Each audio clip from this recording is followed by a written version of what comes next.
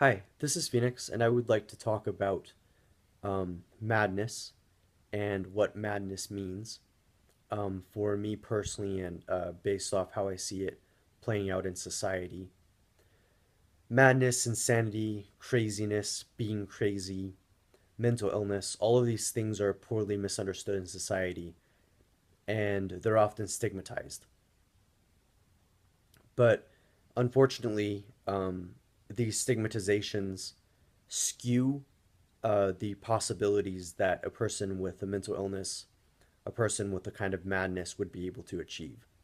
Madness to me seems to be characterized by an intense drive, whether a manic drive, for instance, whether a creative drive, whether a mad drive to achieve something. You can see madness in luminaries like Einstein, for instance, who pushed his intelligence and his understanding and knowledge of physics to the breaking point. You could say that about pretty much any of the um, 20th century scientists in quantum mechanics. And it's all really, really fascinating to think about how people have tried to push themselves to basically the breaking point to be able to achieve great things. And that can be characterized by a spark of madness. Madness is often conflated with genius. I don't think that this is necessarily a fair conflation, simply because I think that what happens is if you're insane, you're basically expected to be a genius, or because you're not a genius, you're denigrated and looked down upon. So because you're mad and you have bipolar, and yet you're not achieving the success of Einstein, you must be a failure. Madness, as I understand it in my own life, is definitely driven by this urge that I'm talking about, this drive that I'm talking about. There's definitely things that I want to achieve. There's definitely things that I would like to do. And one of the things that's frustrating about having a drive is just because you have a drive, that doesn't mean that you're going to succeed. So I have to be honest with myself, and I would say that I've had a tremendous drive to do many different things in my life, and I've had a drive to do those things and to accomplish these things. But I've run up against roadblock after roadblock, and I've had to rely on people more than I would like to.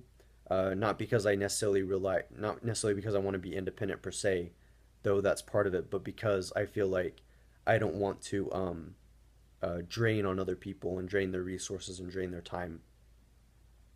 But I would say that this drive is important um, because it allows me to pursue things that are really important to me. And some of how I can accomplish this is because of madness itself and the way that madness manifests itself with my mental illness. Oftentimes, madness is misunderstood because people don't understand this drive that I'm talking about. So basically, this drive seems to come out of the blue, to come out of nowhere. Often, it's a drive to push up against the boundaries of society, the bounds that we create, the social norms. It definitely bucks up against authoritarianism.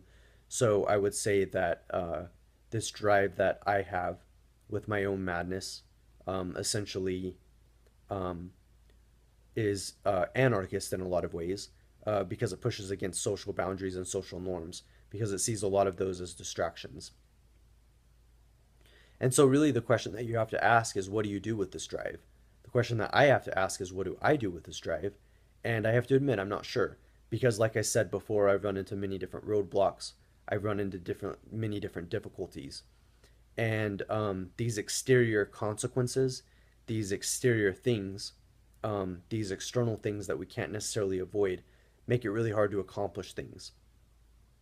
And I would say that that frustrates the drive, that frustrates the will.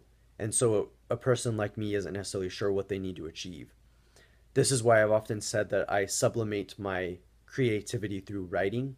And I mean that in a pejorative way, because I mean that in a sense that it's blocking and repressing um, my inherent creativity.